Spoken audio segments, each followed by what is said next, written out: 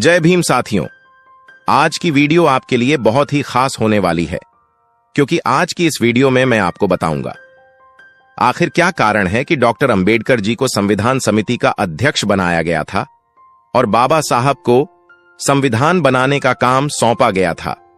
आज की वीडियो इसी विषय पर होगी, तो वीडियो के अंत तक बने रहें जिसमें आपको सही और स्पष्ट जानकारी मिलेगी। 26 नवंबर 1949 को भारतीय संविधान बनकर तैयार हुआ था।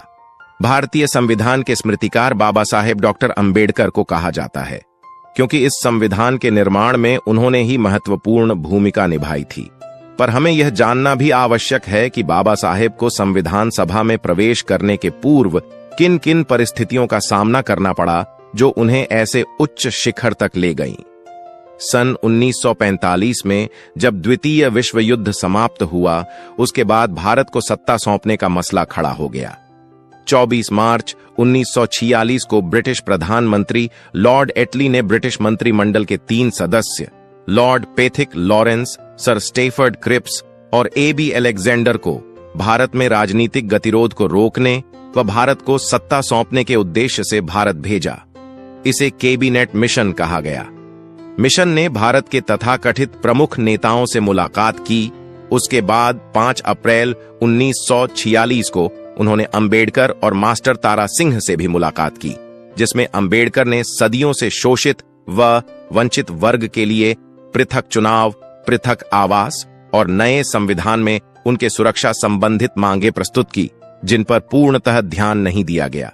कैबिनेट मिशन ने जब संविधान सभा व अंतकालीन सरकार की रूपरेखा संबंधी योजना की घोषणा कर दी, जिसमें अंबेडकर के द्वारा रखी गई कथित दलितों के लिए मांगों की उपेक्षा की गई, फलतः उन्होंने संगठित होकर आंदोलन कर दिया, जिसके चलते सवर्ण हिंदुओं और दलितों में संघर्ष की स्थिति उत्पन्न हो गई और सवर्णों ने अंबेडकर के भारत भूषण प्रेस को आग लगा दी, जिसका संचालन अंबेडकर के पुत्र यशवंतराव अंबेडकर करते थे।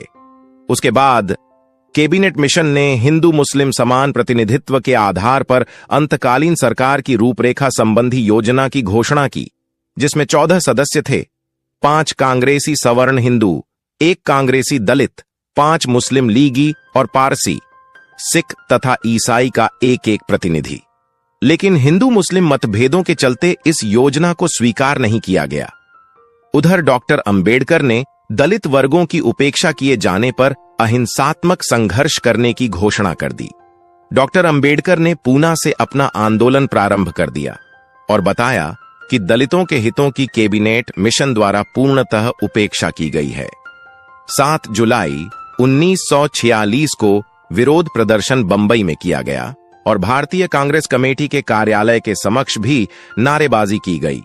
उसके बाद प्रदर्शनकारियों का जुलूस पास के एक मैदान में सभा में बदल गया, जहां दादा साहेब गायकवाड़, बापू साहेब, राजभोज आदि नेताओं ने अपने भाषणों में मिशन योजना, कांग्रेस नीति तथा सरकार द्वारा दलितों की उपेक्षा की कड़ी आलोचना की। डॉक्टर अंबेडकर के दलित फेडरेशन के निर्देशानुसार देश के अन्य प्रांतों में भी आंदोलन तथा विरोध प्रदर्शन शुरू हो गए। उस वक्त बंबई प्रांत में ही अकेले 1150 आंदोलनकारी गिरफ्तार किए गए, जिसमें 128 महिलाएं भी थीं। उत्तर प्रदेश तथा मध्य प्रदेश में भी हजारों की तादाद में आंदोलनकारी गिरफ्तार किए गए। कांग्रेसी दलित नेता जिन्होंने हमेशा अंबेडकर के श्रम और संघर्ष का लाभ उठाया, वो भी अंबेडकर के खिलाफ जहर उगल रहे थे, जिनमें प्रमुख तौर पर अंबेडकर के विरोधी बाबू जगजीवन राम थे।